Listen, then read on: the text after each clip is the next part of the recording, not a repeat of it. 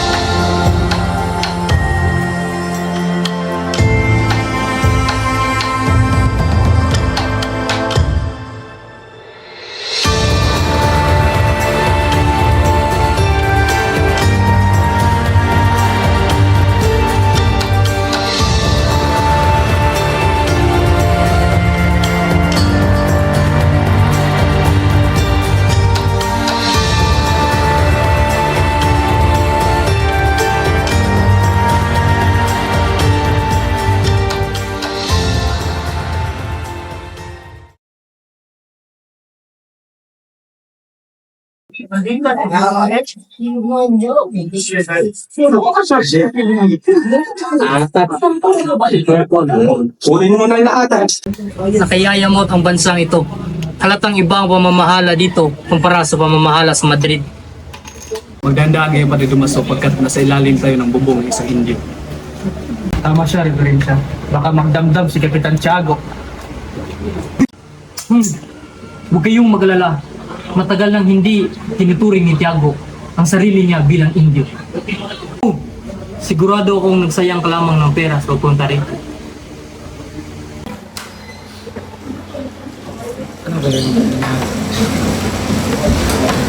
Mga Ginoo, ikanalulugod kong pinakikilala sa inyo ang anak ng aking nasirang kaibigan na si Don Rafael. Sino ba yan? Ang bisita na sama, Liban Center. Siya ay si Juan Crisostomo Ibarra, galing ng Europa. Sinundo ko siya mula sa kanyang paglalakbay. Kinalulugod ko po kayong makilala. Aba, Padre Damaso, ang kura ng San Diego.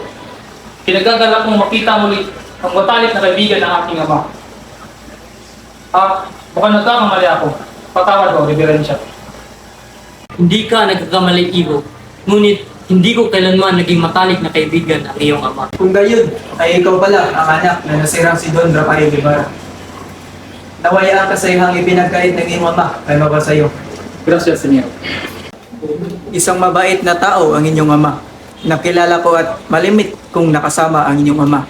At masasabi kong isa siyang kagalang-galang at matapat na mamamayan ng Pilipinas. Maraming salamat po. Inawin ninyo na papuri ang aking ama. Ang mga pagdududa tungkol sa nangyayari sa kanya.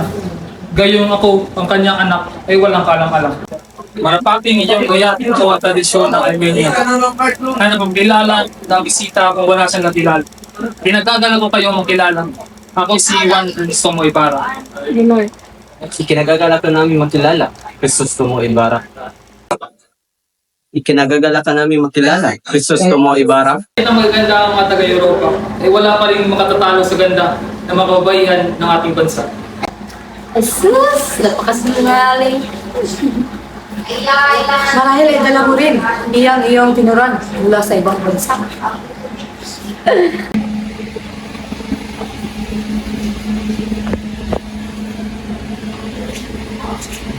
Mga mahal kong panauhin, kayo na kayo sa hapag. Handa na ang hapunan.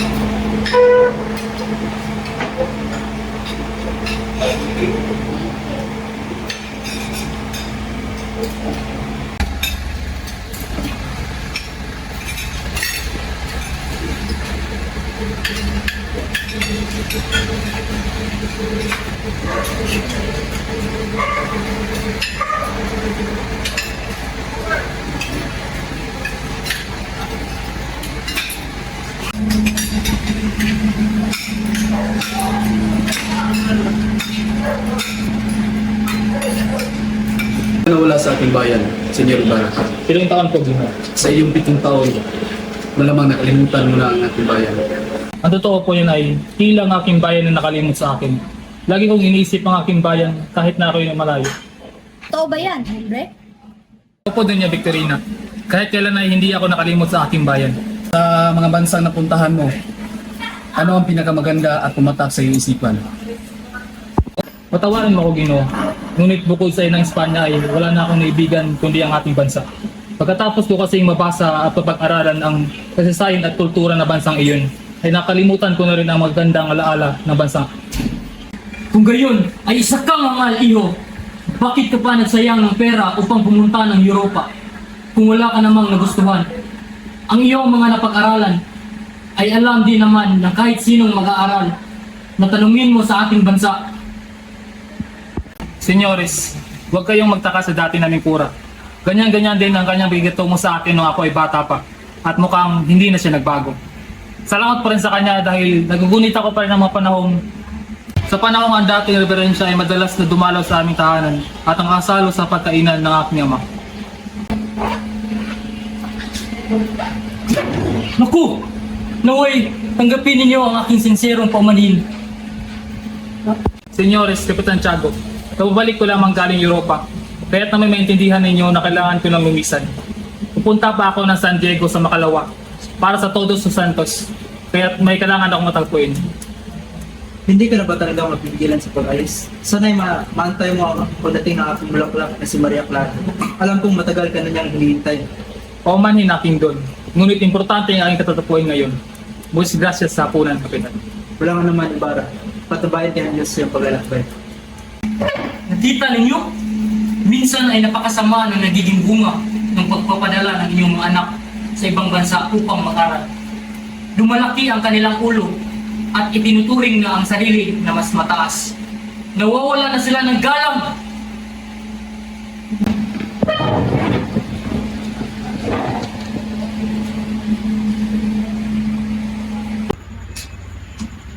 Diyos ko, sa gabing ito'y parang pangarap lamang ang 7 taon ko sa Espanya. Yung patawad ninyo, sa wari naging mahal sa inyo ang aking ama. Ngunit sa aking pagkakabatid ay wala naman ako o kahit ang aking ama na lihim na kaaway. Alam mo, ang inyong ama, gaya ng alam ng mundo, ay isa sa mga kagalang-galang na tao sa San Diego. Ngunit kinaiisan at kinamuhian rin siya ng iba sa kanyang mga kababayan. Dahil siya ay may naiibang filosofiya mula sa nakakarami. Pinapalagay ng mga kaaway niya na siya ay herehe at pilibustero. Mula sa pulpito ng simbahan ay ikinakalat ni Padre Damaso ang ganitong mga pasaring kahit na walang pangalang nababanggit. Wala nang mas mahigit pang bobo sa mga taong nagkukunwaring matalino. May mga tao kasing nagmamarunong sa pamamalakad ng pamahalaan. Gayong wala naman silang alam. Kaya't kung kayo'y tumutulad sa mga ganito, ay magsisi kayo. Hindi dapat nakikialam ang mga mamamayan sa pamamalakad ng pamahalaan. Lalo na kung sila'y mangmang at walang pinag-aralan gaya ng iba. Ginoo, maaari niyo po bang basahin ang nilalaman ng sulat na ito? Umalis kayo sa dinaraanan ko kung ayaw nyo makulong sa kwartel. Talaga ba? Ay, kikulong mo kami, basahin mo nga. Ano ka ba? Hindi siya makakabasa kasi mas malaki yung tiyan niya kesa sa ulo niya. Mga lapastangang bata, umalis kayo sa dinaraanan ko. Maawa ka sa mga bata. Ginoong kabisa. Huwag mo silang saktan. Huwag kang makialam dito, tanda! Nakita iyon ng mga tao. Sinakluluhan nila ang artilyero at naidala sa bagamutan. Kinalaunan ay namatay ang artilyero na siyang ikinakulong ng iyong ama, Ibarra. Lumabas ang kanyang mga liham na kaaway, kasama si Padre Damaso. Malapit na sana siyang mapalaya nung hindi mapatunayan at tribunal ang kanyang kasalanan. Ngunit inaksyonan siya ng ibang pangkasalang na hindi niya ginawa. Lumipas ang ilang taon at hindi na malaman ang tunay na sakdal sa kanya. Naroon siya ay kasama sa ilang himagsikan ng mga tulisan. Namangka ng mga bukid, isang erehe at pilibustero na nagbasa ng mga pahihayagan mula sa Madrid. Nagtatago ng mga liham at larawan ng isang binatay na pari at marami pang iba. Nakita noon ng ama mo ang nangyari, kaya't sumaklolo ito sa mga bata. Ngayon ko lang nalaman ang tunay na nangyari sa aking ama. Napakalupit ng sinapit ng aking ama. Patawad po, ngunit kailangan ko nang umalis. Ipauubaya ko na lamang kay Kapitan Tiago ang iba pang nangyari upang kanyang ikwento. Muchas gracias, Teniente, sa pagbabahagi mo sa inyong alam sa nangyari sa aking ama. Binyada, Senyor Ibarra. Nabusog kaya ang magbisita sa daan, Isabel. Palagay ko'y oo, Santiago. Paniguradong nabusog sila sa handa.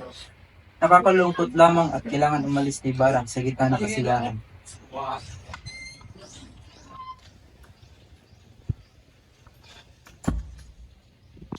Magandang hapon, Ama. Magandang hapon, Tia Isabel.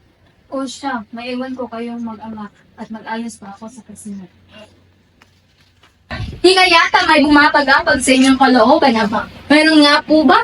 Wala ka naman, Iya. Napapasalamat lamang ako sa Panginoon at biniyayaan tayo ng maayos na buhay. Ngunit sa wari ko'y mas masaya sana tayo kung hindi lang kinuha mas maaga ang buhay. Papa, huwag niyo nang balikan pa ang nakaraan. Mabuti pa ay matulog na muna kayo. Panigurado ay pagod na kayo mula sa pagtanggap ng mga bisita kanina. Nagpapasalamat talaga ako sa Panginoon at biniyayaan ako ng napakamabait at napakatigagang anak na gaya mo. Kung buhay lamang si Pia, ang kaligayahan ko'y paniguradong buong buo. Hay buhay, o Pia, aking Espinosa. Naway makapiling ka ng lumikha, sumalangit nawa yung buhay. Mahabaging Panginoon, kapon na, ano kaya ang dahilan ng kanyang pagkahuli?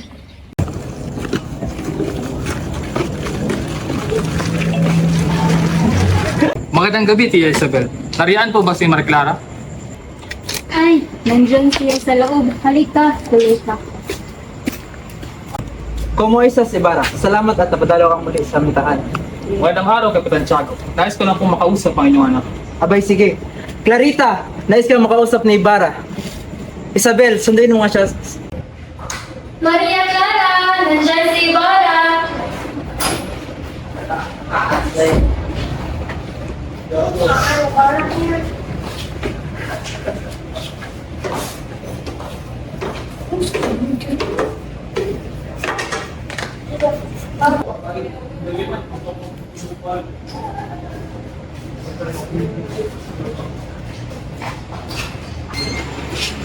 Hindi ko rin ako.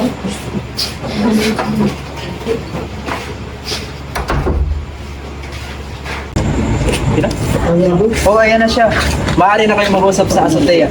Ibarra, kailangan ko ba ng ininom? Salamat, senyor. Ngunit hindi na ako kailangan.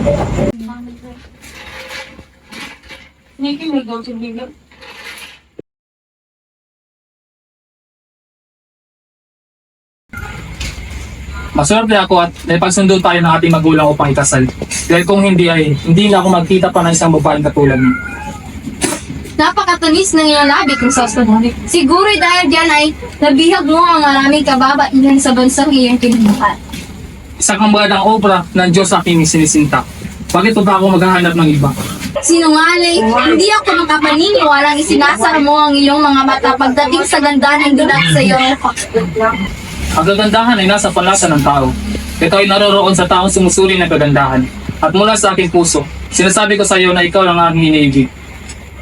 Patawad aking sinta, ngunit kailangan ko na linsanin ang iyong piling. Bukas ay todo sa Santos, kaya't kailangan kong puntahan ng isang tao doon upang tulungan ako bukas. Naiintindihan ko, Ibarra, naway makapaglakbay ka ng ligtas at matiwasay. Paalam aking minamahal. Tingnan mo ang nagagawa ng pag-ibig, Isabel. Oo nga, Tiago. Sadyang nakapatamis at napakabait ng pag-ibig. Paano mo nasabi yun? Eh, hindi ka naman nakaranas sa umibig. Hay nako, Tiago. Ako'y tigil-tigilan yun. Hindi naman ako manhid sa mga dating naninigaw. Clarita, kung ikaw ay nababagabag, magsindi ka ng kandila para kay San Roque at San Rafael. Paniguradong gagabayan nila si Ibarra sa kanyang paglalakbay.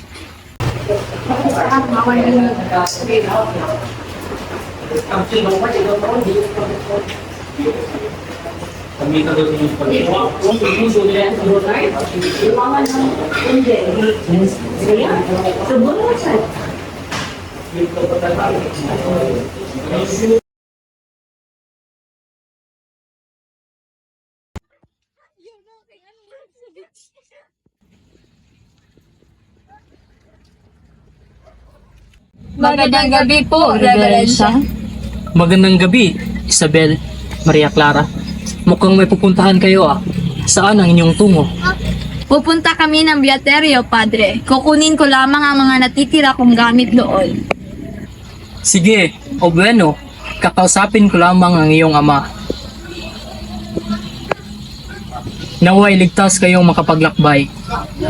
Muchas gracias, Padre. Tignan lamang natin kung sinong masusunod sa atin. Santiago! Santiago? Padre, ano ang sadya ninyo?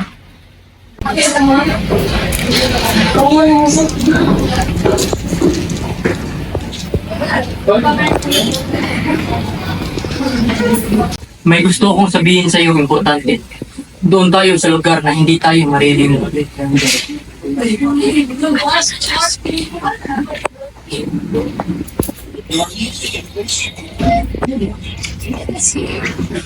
Tandaan mo ng mabuti ang mga sinasabi ko sa iyo, Santiago. Iniisip ko lamang ang inyong kapakanan. Naiintindihan po ito, Padre. Masusunod po ang bilhin niya. Bueno, aalis na ako. Sinabi na nga ba, at ang kahilingan ko rin ang masusunod.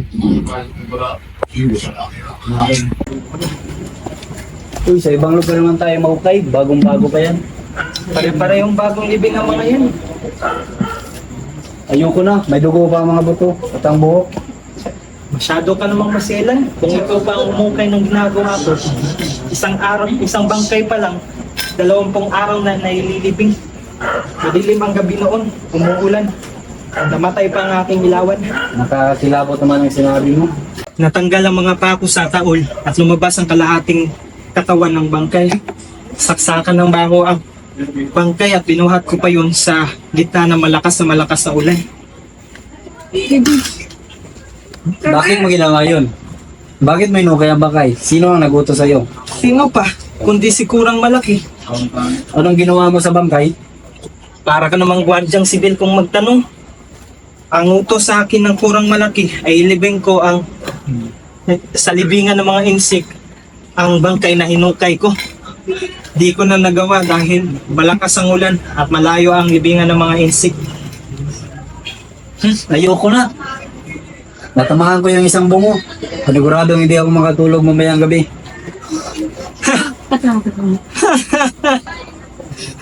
Alam niyo ho ba ang puntod ng aking ama? Oo, senyorito, tinanan ko na po na naka-Adelpha.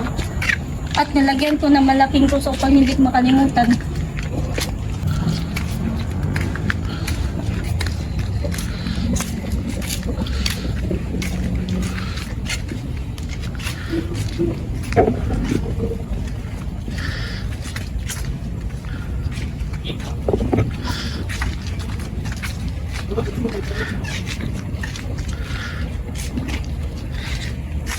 Kala ko ho ba alam ninyo ang puntod ng aking ama? Mas pinsa ho, senyorito. Alam ko pa talaga eh. Ayun no. Pagtanong ka doon sa sepulturero kung bakit ganoon ang puntod. Oo, senyorito.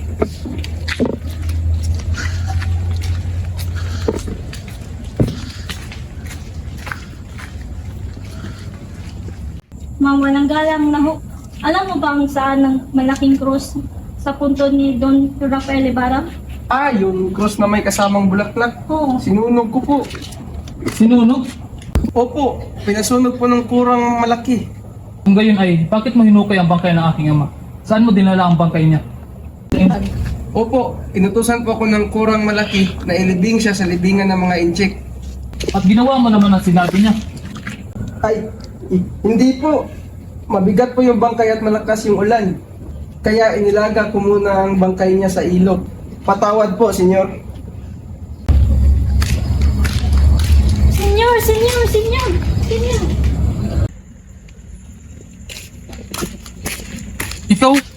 Ikaw ba ang gumawa ng ganoong kalapastangan sa aking ama? Ikaw ba? Sumagot ka? Sinasabi ko sa iyo ngayon pa lamang na wala akong alam tungkol sa sinasabi mo. Kung hindi ikaw, sino? Sigurado akong hindi ako ang iyong hanap. Ngunit ang aking pinalitang kurang na si Padre Damaso. Padre! Patawad po, reverensya. Para sa aking senyor Ibarra, hindi po niya alam kung anong nagagawa dahil sa sobrang galit. Napatawad ko na siya. Ngunit para sa akin, ang sakit ng kanyang sinabi. Hindi ko siya madisisi sa kanyang nagawa.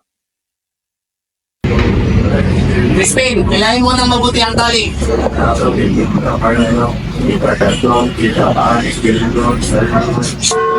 Pahinga muna tayo, kaka. Kanina pa tayo nakatayo at nakatulog ng kampana. Hindi pa pwede. Pinapagalitan tayo ng sakistan ngayon.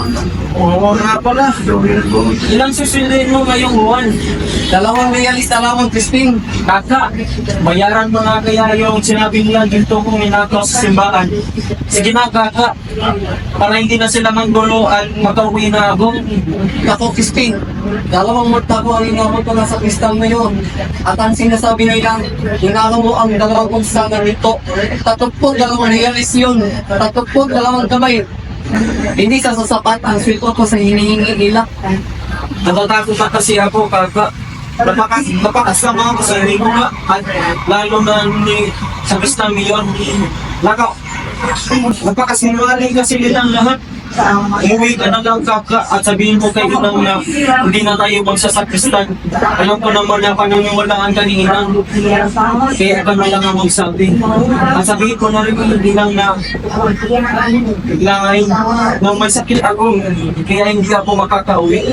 Huwag kang masalita ng ganyan, Crispin. Mga saway na bata. Wala kayong magawang tama sa simbahan. Ikaw, Basilio, magmumulta ka ng 2 realis dahil sa hindi maganda pagtunog ng kampana. At hindi ka rin uuwi ng alas 8 ng gabi, kundi alas 10 ng gabi. Ngunit wala akong kialam. Sasagot ka ba? At ikaw, Crispin, hindi ka rin uuwi hanggang hindi mo nilalabas ng 2 usang dito na ninakaw mo. Wala kayong galang. Hindi ko naman yung ninakaw eh. Wala talaga akong ninakaw na kahit ano. At sasagot ka pa, ito sa'yo. Tama ko! Huwag mabigilan! Kaka! Huwag na iwan! Naku, sigurado akong matutuwa ang aking mga anak sa mga inahanda kong pagkain.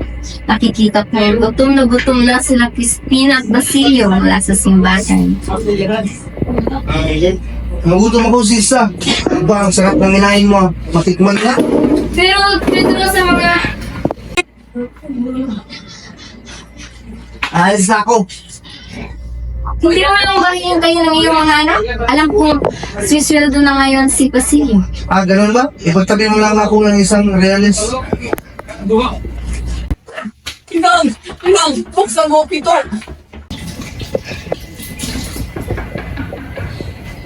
Hala, baka si Basilio at Crispin na iyon.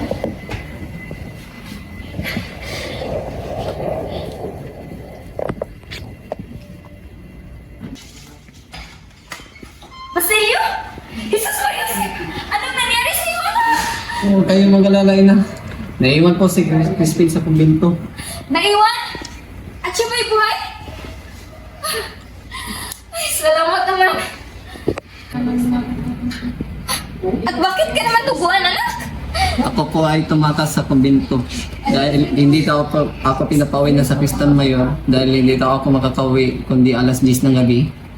Sapagkat noon alas 9 ng gabi ay nakasalubong po ako ng mga Guardia Civil sa bayan ay sinisigawan po ako ng kinbay ay natatakbo ako. Langiya talaga ang mga guardiang sibil na yan. Sadyang wala silang mga puso. Halika, anak. Gagamutin natin yung sugat mo.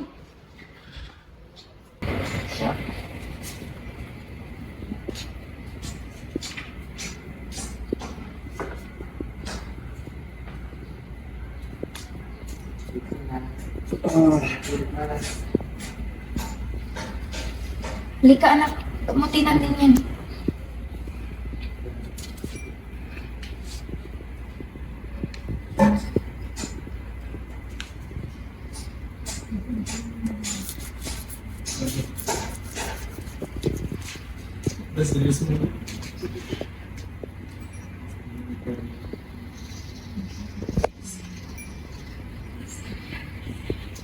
Pasensya ka na, anak. At itong prutas na lamang ang natira sa inyo. Kinain kasi lahat ang mga ulam na inihanda ko para sa inyo. Kinain ng iyong ama. Pasensya ka na, anak. At ito na lang prutas ang natira para sa inyo. Kinain kasi ng iyong ama ang mga ulam na inihanda ko sa inyo. At pasensyahan mo lang din lamang siya. Hindi ka po ba niya sinaktan? Huwag kang mag-alala, anak. At hindi naman niya ako sinaktan.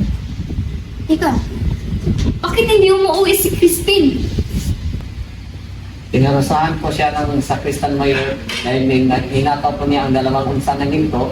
Ngunit hindi naman niya ninakaw, ngunit hindi niya pa umuwiin hanggang hindi niya ibinabalik. Mabaging Panginoon, kawawa naman ang aking bunso. Hindi naman siya ganung tao. Hayaan mo, anak. At kakausapin ko bukas ang pura. Dadaghan ko siya ng mga prutas at bulaklak. At hihingin ko ang kalayaan ng iyong kapatid. Halika, matulog ka na lang muna. At huwag mo nang isipin niyo.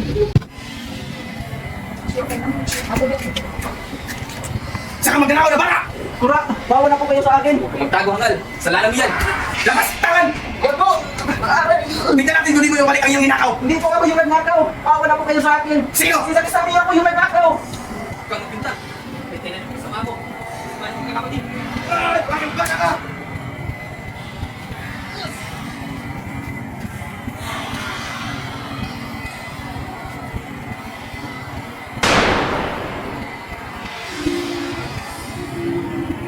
Crispin! Anak, ano nangyari sa'yo? Problema ka ba? Inay, ayoko na po ako mga sakristan. Sunduin niyo na po si Crispin bukas sa kumbento at kunin mo na ang aking huling sahod. Ipakikiusap ko po kay Don Ibarra na tanggapin akong takapagpastol ng hayop nila. Paaralin niyo po si Crispin kay Pilosopo Tasio. Mabait si Don Crisostomo. At baka bigyan pa po niyan ako ng gatas na gustong-gusto ni Crispin kaya ay isang batang kalabaw. Pag malaki na ako, nagiging magsasaka ako o mag-aaraw. Di ba mainam yun, Inang?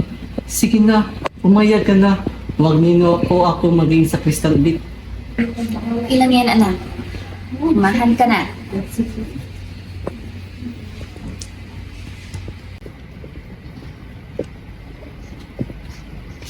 Tao po! Magandang araw ho! Sino ka ba? Ako po si Sisa, ang ina ng sakristan na si Crispin. May dala ho akong bulaklak at mga prutas para sa Cora.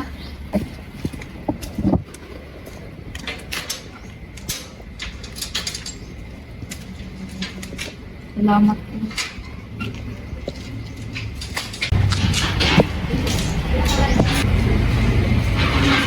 Magandang araw po. May dala po akong prutas at bulaklak para sa Cora. Sige, ilagay mo lang dyan. Maaari ko po ba makausap ang bulan? Hindi maaari. May sakit ang bulan. Ma, kung ganyan po, pwede ko po makausap ang aking anak na si Crispin. Huwag ka lang magkaila. Alam ng lahat na si Crispin ay nasa inyong bahay. Si Basilio ay nasa bahay, ngunit si Crispin ay naiwan dito. Ibig ko lang po siya na siyang makita. Naiwan nga, ngunit dala naman ang napakaraming bagay na ninakaw niya. Baka nga, hinahanap na siya ng mga gwardiya sibil doon sa inyo. Alam mo, napakabuti mong asawa. Ngunit yung mga anak mo, ang sama-sama, katulad ng ama nila. Lalo na yung maliit. Nako, baka nga, mas higitan pa niya yung ama nila eh. Hindi mo ba naiintindihan? May sakit ang Cora. Hala, doon ka sa lansangan humagulgul. Okay.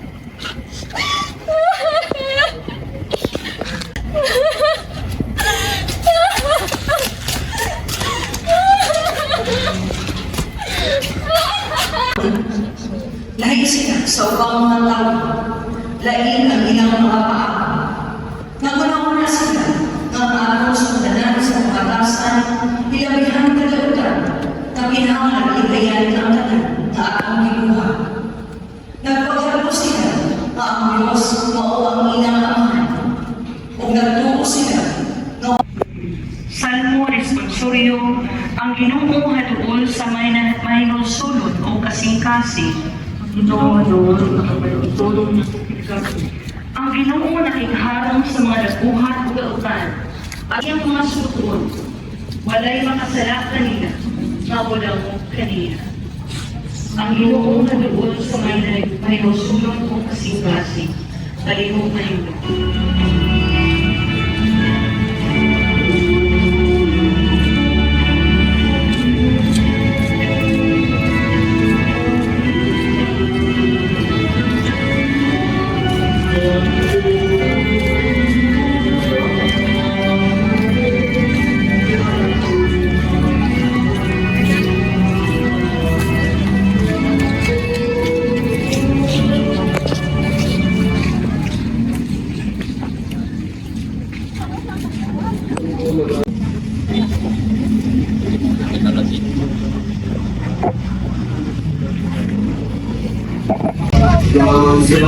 Ikaw ba si Sisa, ang ina na magnanakaw na bata?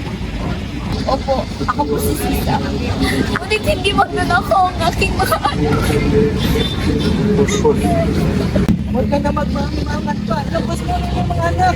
Nakatakas na yung pagpagda ng anak mo. Saan yung mga bata? Hindi ko po alam. Dahil simula kahapon, hindi pa umuwi ang aking mga anak. Kung gayon, ikaw ay sasama namin sa korte. Wag po! Hahanapin ko pa ang mga anak ko. Bibigyan kita ng pagkakataon at hanapin mo yung mga anak at ibigay mo ito sa amin.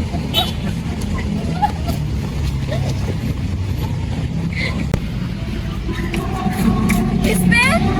Basilio! Mga anak ko, asan na? Crispin! Basilio! Asan na kayo mga anak? Sinang, nakikita mo ba ang mga anak ko? Sige, sige, Basilio! Asan na kayo? Ikaw, Puno! Nakikita mo ba ang mga anak ko? Crispin! Basilio! Basilio to! Asan na ba kayo mga anak ko?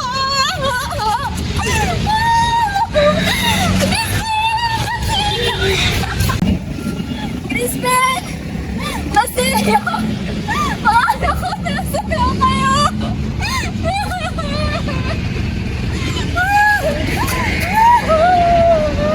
Ipapahanda ko lahat ng kailangan bago magbukang lihuhay. Ayokong makasama ang kura. Bakit? Pakiwari ko'y binabantay niya ang lahat ng aking kilos. Natatakot ako sa kanyang mga tingin. Kinikilabutan ako sa tinig niya na waring napakahiwaga. Ngunit hindi maaaring hindi natin siya kubigain. May kaugalian tayo at isa pa'y narito na siya. Malamig ang hangin dito sa labas. Pagka kayo magkasakit, hindi pa kayo natatakot magkasakit at magkasakit. Magandang hapon, Padre.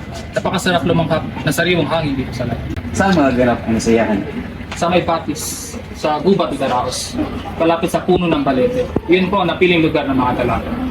Para patunayan na ako'y walang masamang loob sa iyo dahil sa nangyari, malugod kong tinatanggap ang iyong paanyari. Maria Clara, aalis na ako. Magkikita pa tayo bukas. Padre Salve, mauna na po ako sa inyo.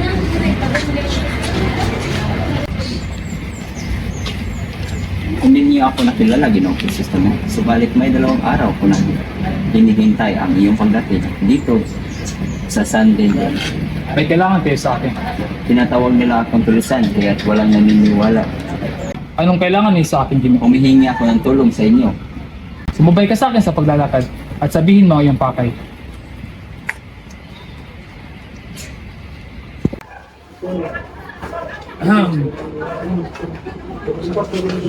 Nariyan pala kayo, Ginoo. Naabala ko po ata kayo. May paglilingkod ba ako sa iyo? May nais lamang po ako sa gulo. Bakit po kayo sumusulat ng hieroglifiko?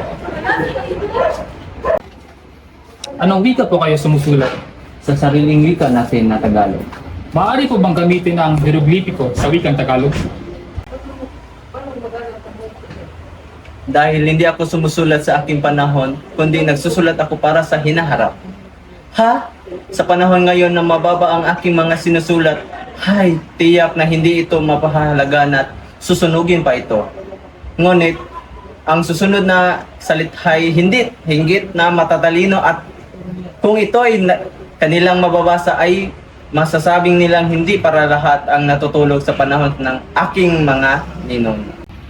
Maaari, higit na mabuti ang alpabetong Tagalog kaysa sa wikang Latin.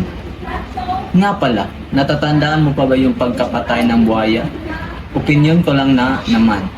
Subalit tingin ko'y sinadya nilang gambalain ang inyong kasiyahan sapagkat hindi siya ang imbitado at dumating pang lasing ang kanyang asawa. Nais ko po sanang humingi ng payo sa inyo, gaya ng ginagawa ng aking ama noong siya'y nabubuhay pa. Nais ko po sanang magpatayo ng isang paaralan at bilang pag-alala na rin ito sa aking kasintahan. Matagal ko nang pinapangarap niyan. Pangarap ng isang baliw at iisipin din ng mga tao na baliw kayo dahil humihingi kayo ng payo sa isang taong nagkakamalang nilang baliw. Ha! Para sa kanila, ang matatalino yung mga kapitan kahit wala pinag-aralan at walang ginagawa kundi maging sunod-sunuran sa kora. Bakit hindi kayo humihingi ng payo sa kora? O sa kapitan o sa iba pang may tungkulin? Maaari niyo bang silang sundin? Maaari din hindi. Naniniwala ako na mangyayari ang aking plano na walang sagabal. Matutuloy ang inyong plano kung kayo'y makikipagtulungan sa taong sinasabi ko. Totoong makapangyarihan ng kura, subalit hindi ako lubusang naniniwala sa mga mapang-abusong lakas at kapangyarihan. Ang taong bayan ay maniniwala sa katuwiran at pamahalaang may mabuting hangarin. Parang isang pagmamalabis ang iyong pahayag. Sa katunayan ay wala pa pong bayang dumaraing. Tulungan kaya nila ako. At paniwalaang ang paaralang ipapatayo ko ang magiging tulay upang lumayo sa kamangmangan ang bayang ito at matuklasan nila ang pangangamkam ng kumbento.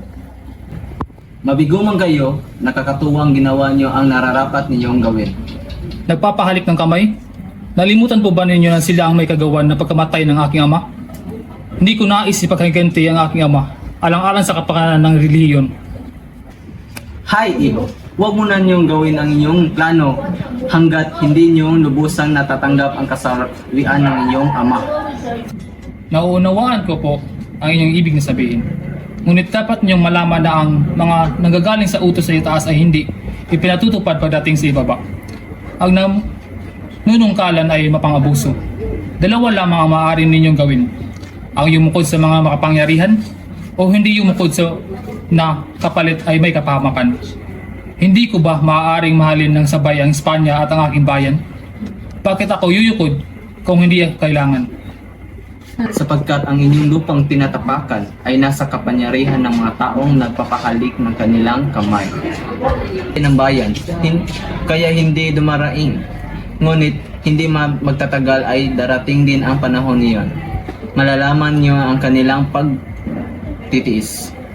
Naniniwala na ako sa inyong sinasabi. Ngayon din ay pupuntahan ko ang kura at sana hindi siya katulad ni Padre Damaso. Salamat po, Ginoo. Ako'y papatungo na. Paano gumagana ang ganitong pangungus? Dito po yun, kunting persa lamang ang kinakailangan upang may taas at may baba ko po ang malaking batong ito. Isang tao lamang ang kinakailangan upang mailinya ng maayos ang batong ito. Mosay, saan ka natuto ng ganitong arkitektura? Umatay po ang aking ama sa pagtatrabaho sa mga ibara. Sa kanila ko po ito natutunan. Ang taong naghuhugos. Naku! Nahulugan siya ng mga bato. Madali kayo! Panguhin niyo ang bangkay niya dito. Ako na ang bahala sa kanyang liping. Napakasawing palad. Kailangan nating maimbestigahan ang pangyayaring ito. Huwag na po, Alkalde. Kahit pumuti na siguro ang aking buhok, ay wala na tayong makikita pang singbait ni Don Ibarra. Siyang tunay. Isa talaga siyang napakabait at napakatagang tao. Senyor, may gustong kumausap kayo sa labas. Sino siya? Hindi po siya napakilala. Sige pa, pasukin mo dyan. Pasok po kayo. Elias, tuloy ka. Hindi ko yung nakala na ikaw ang darating. Tara, mag-usan tayo. Tawad, senyor. Pero dapat mag-ingat na kayo. Marami kayong lihim na kaaway. Hindi na ikaw ang unang nagsabi sa akin na. Marami pa sila mga tao sa likod ng mga nakaitim ka at mabait na katauhan. Isa na ang taong madilaw kanina sa kanila. Hindi lamang po ako sigurado sa iba sa kanila. Upang hindi kayo mapahamak, kailangan hindi malaman ng inyong kaaway na kayo'y handa. Mas mabuti kung makikita ng inyong kaaway na kayo hindi nag-iingat at kayo'y nitiwala sa lahat. Ikinalulungkot ko lamang ang pagkamatay ng taong yun kanina. Kung nabuhay siya ay malamang napakinabangan natin siya upang matunton natin ang ibang kaaway. Patawad Don Ibarra, ngunit nagkamali kayo. Sa galit niya, kung siya'y buhay, ay magtago na lamang siya mula sa buluktot nating pamahalaan. Ngunit mukhang nilalayo ng Diyos ang kamatayan niya. Sana ay lagi niyong pagandaan ang bawat sandali dahil paniguradong naghahanda rin sila upang mapuksa ka. Bueno, Senyor. Alis na ako. Maraming salamat. Ako ang dapat magpasalamat dahil niligtas mo ang aking buhay. Magkikita ba tayo nito? Oo naman, Senyor. Kahit kailangan ko naisip ko, kahit kailangan ko kailangan. Paalam, Elias.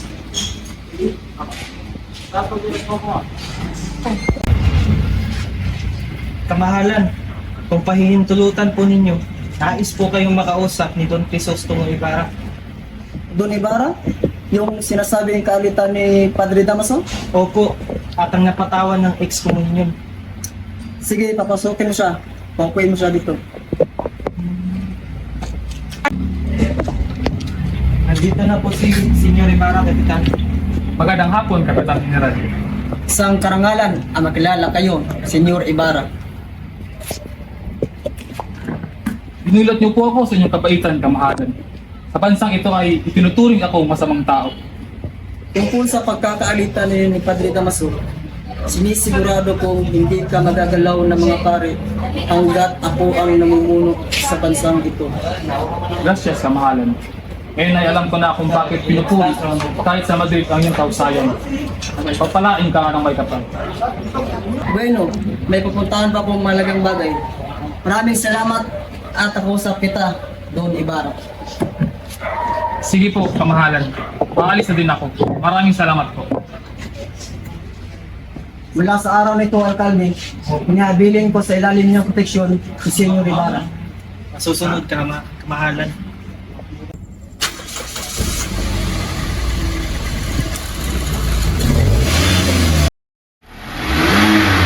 Kapitan, parang may narinig ako. Tingnan mo nga.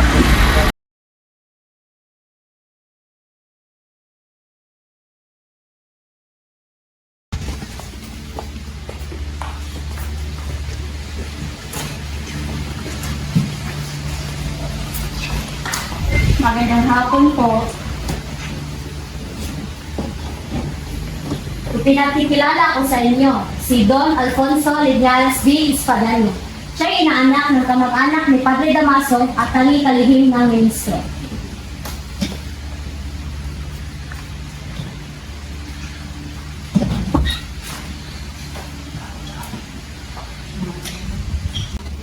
Kukunin ko po ito at ilalagay ko sa taas.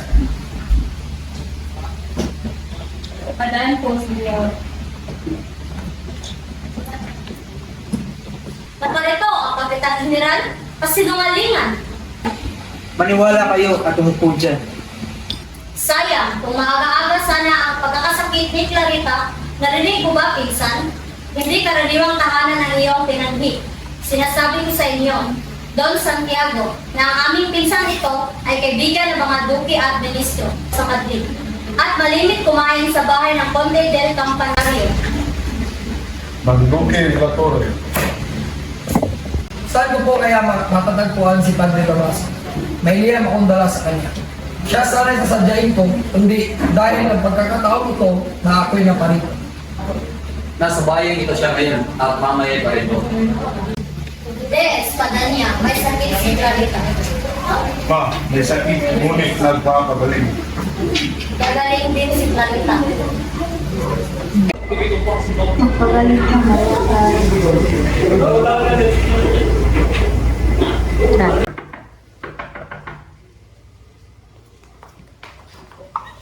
Anong nangyari sa kanya? Tignan mo lamang siya.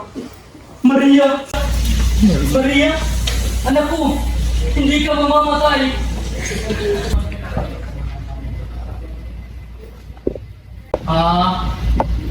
Ikaw ang inaanak ni Carlicos. May liham siya sa akin, ukol sa iyo. Ngunit hindi kita nakilala.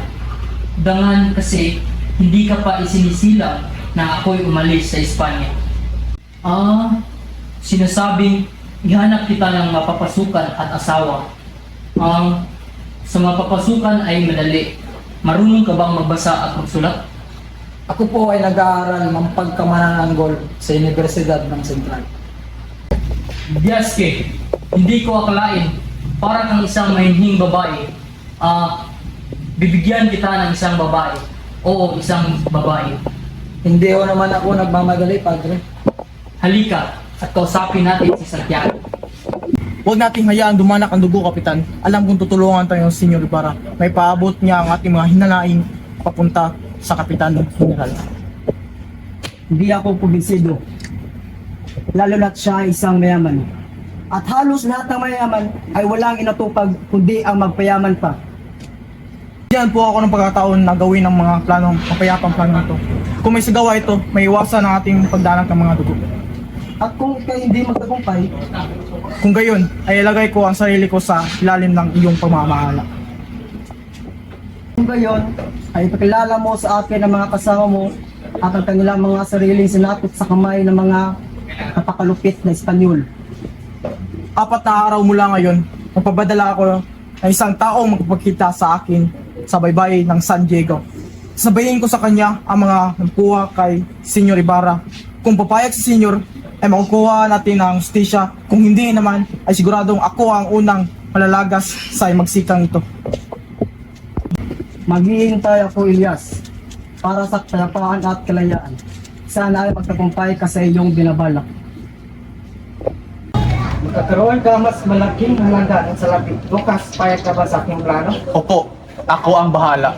Napapangako mo bang walang makakaalam nito? Kundi tayo dalawang lamang? Oo, mamatay man akong nakatikom ang aking bibig. Pumayag na ba ang iyong kapatid sa plano, Bruno? Hindi pa. Bakit? Bakit ka tumanggi, Tarsilo? Dahil mapaganib ang iyong binabalak. Siyang tunay, Lucas. Lucas, pahiram mo na naman ako ng pera. Kahit 3 o 2 reales lang. Ibabalik ko lang sa iyo ng doble. Ngunit, hindi akin ang perang ito. Inilaan lamang ito ni Senyor Ibarra. Sa mga taong sasang-ayon sa plano, patawarin ninyo ako. Ngunit, hindi ko kayo mapapahiram ng pera. Tatanggapin ba natin? Oo, ngunit sabihin muna natin kung ilan ang makukuha natin. Lucas, magkano ba ang mapapala natin?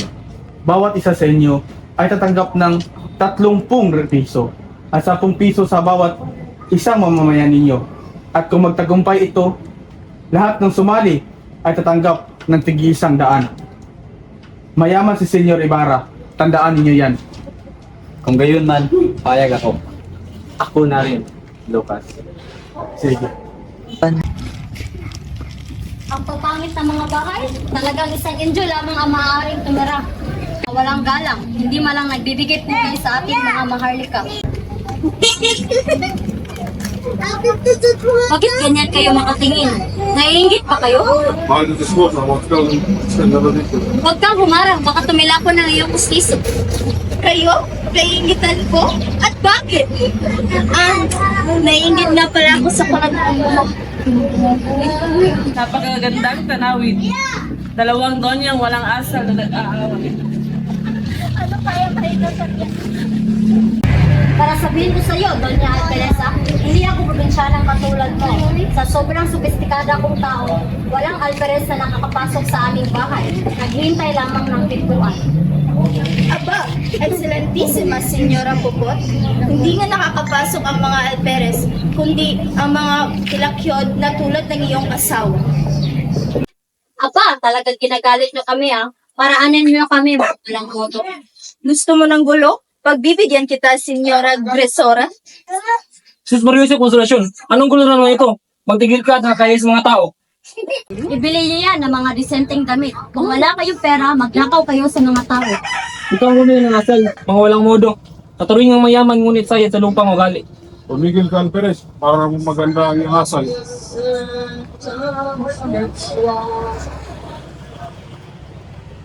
Kung sana magkaroon ng isang malaking pag-aalsa at kayo ang nakatakdang mapahamak sapagkat isigaw ang inyong pangalan ng mga maghihimagsik ng bayaran. Huwag na kayong mag-alilangan pa, Ginoo.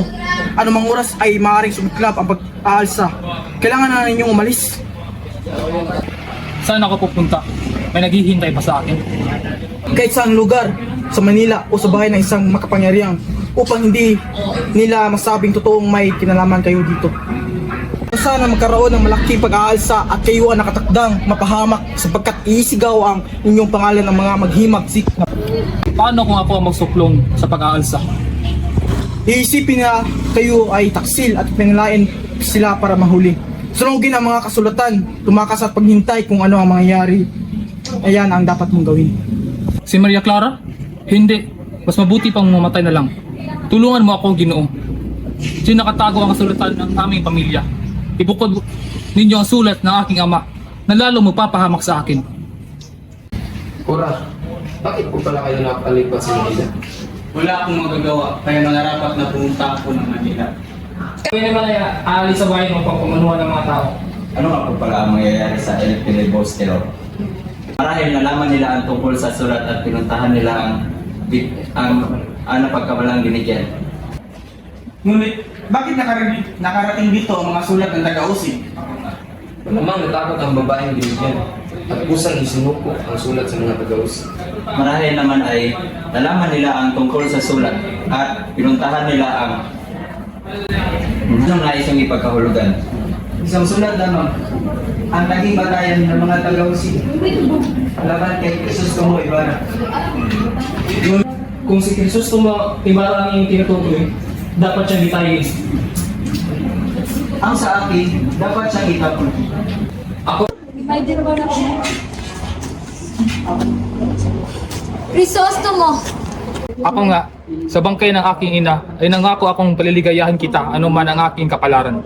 Nagpunta ako rito para tuparin ang aking pangako, bagamat ikaw ay hindi tumupad sa ating sumpaan. Palalayain. Parin sana ako ng alaala ng aking ina sa sasabihin ko sa iyo. Natuklasan ko sa gitna ng aking karamdaman ng aking tunay na pagkatao. Ang kinikilala kong ama ay hindi ko tunay na ama. Hindi ako maaaring magpakasal sa iyo, sabagkat ibubunyag ang lihim na iyan. Matutuklasan ang naging kataksilan ng aking ina, at masisira ang dangal ng kinikilala kong ama. Totoo ang lahat ng aking sinabi. May sulat na iniwan ng aking ina. Ibinigay sa akin ng tao na kakabatid ng aking lihim. Ang sulat na ito ay kapalit ng sulat mo sa akin. Totoong pinagtaksilan kita. Ngunit alang-alang sa alaala ng aking ina, napilitan akong ipagpalit ang sulat mo nang hindi ko nalalaman kung saan nila iyon gagamitin. Wala akong maaaring gawin kundi ang magtiis upang patuloy na maitago ang lihim ng aking pagkatao. Kailangan kong makipag-isang dibdib upang hindi mabunyag ang aking lihim. Ngayon, magagawa mo pa ba kaya akong libakin? Maria, isa kang anghel. Maligaya akong marinig na pinaniniwalaan mo na ako. Ikakasal ka na. Oo, iyon ang gustong mangyari na kinikilala kong ama. Minahal at inalagaan niya ako kahit hindi niya tungkulin. Kaya't bilang ganti ay kailangang sundin ko siya. Ngunit hindi ko malilimot ang naging sumpaan natin. Ano ang ibig mong mangyari? Madilim ang inaharap, ngunit gusto kong malaman mo na minsan lang ako umibig at hindi na ito maaangkin ni numan.